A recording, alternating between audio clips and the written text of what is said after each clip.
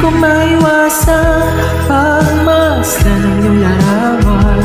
Kahit di mo mamalayan, ikaw lang ang gusto tingnan. Di ko man masabi kahit na di maaari. Pwede ba kung manatili? Ikaw lang ang gusto pagmasdan.